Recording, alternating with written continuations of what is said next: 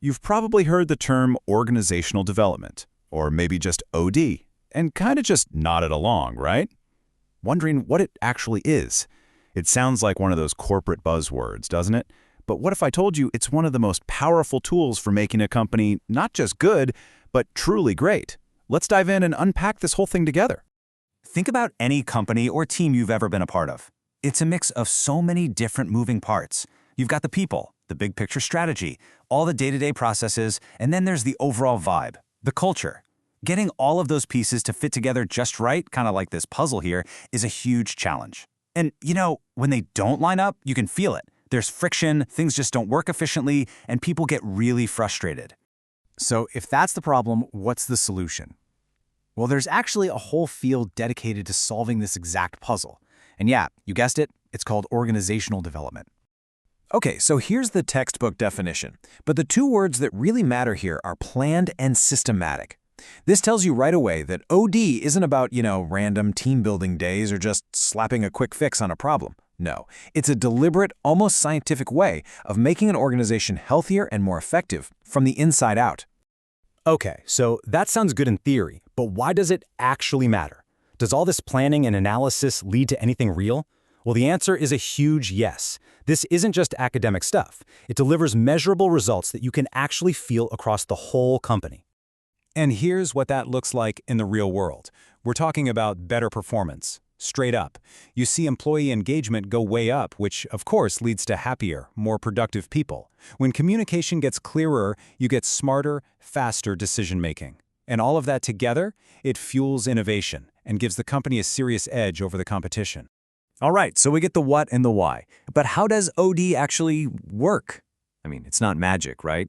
It's a structured process, a journey that guides an organization from, something's not right, all the way to a lasting solution. This roadmap here lays it out perfectly. It usually kicks off with entry. Think of this like a first visit to the doctor. You're figuring out the symptoms and agreeing on what to look at. Then you get into diagnosis, which is all about finding the facts. You gather data with surveys, interviews, you name it, to really pinpoint the root cause of the problem. After that, you've got feedback, where you share what you found with everyone to get them on the same page. That leads straight into the solution phase, where you actually design and roll out the changes, maybe a new training program or a whole new workflow. And here's the crucial part. It ends with evaluation. You have to measure the results to see if it actually worked. It's really a continuous loop of getting better. So within that 5-step journey, OD pros don't try to fix everything all at once. That would be chaos. Instead, they focus their efforts on really specific, high-impact areas of the business. And these efforts usually fall into 4 main buckets. You've got human process, that's all about how people work together. Then there's techno-structural, which sounds complicated, but it's just about the organization's design and its technology. Next is human resource management, stuff like performance reviews and planning for future leaders. And finally, you have strategic interventions, which focus on that big picture direction of the whole company. Let's zoom in on a couple of these. Strategic planning. This is just about making sure everyone is pulling the rope in the same direction. OD helps make sure every single team's work is aligned with the company's biggest goals. That way, no effort is wasted. We all know change is coming, always, but the chaos that usually comes with it, that doesn't have to be part of the deal. That's what change management is for. OD gives you a roadmap to guide people through big shifts smoothly, making sure the new way of doing things actually sticks.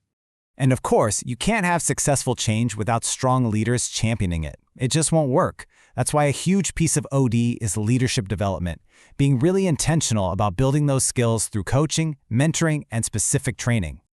And it's not just about the leaders, it's about the teams they lead. When we say team building, we're not talking about trust falls and pizza parties. This is about seriously improving how people communicate, building real trust, and getting better at solving problems together to create teams that are genuinely high-performing. This is where the impact often hits the bottom line: process improvement. By digging in and streamlining how work actually gets done, sometimes using frameworks like Lean or Six Sigma, OD helps cut costs, boost quality, and ultimately create a much better experience for customers. A company is really only as strong as its people, so talent development is kind of like tending a garden. It's about investing in your employees through coaching and training to make sure the organization has all the skills it needs to win, not just today, but 5 years from now. So here's the thing. All of this we've talked about, it all ties back to culture. Just think of culture as the company's personality. It's the shared values, the unspoken rules. OD helps intentionally shape that culture to support the company's goals, whether that means becoming more innovative, more collaborative, or totally customer-obsessed. And it's really important to know that this isn't just guesswork. OD is a well-established field with a massive toolkit. Practitioners use proven models. You might have even heard of some, like the McKinsey 7S framework or Kotter's 8-step model. They pick the right tool for the specific problem they're trying to solve. Okay, so we've looked at all the different pieces. How do we pull this all together into a picture that makes sense?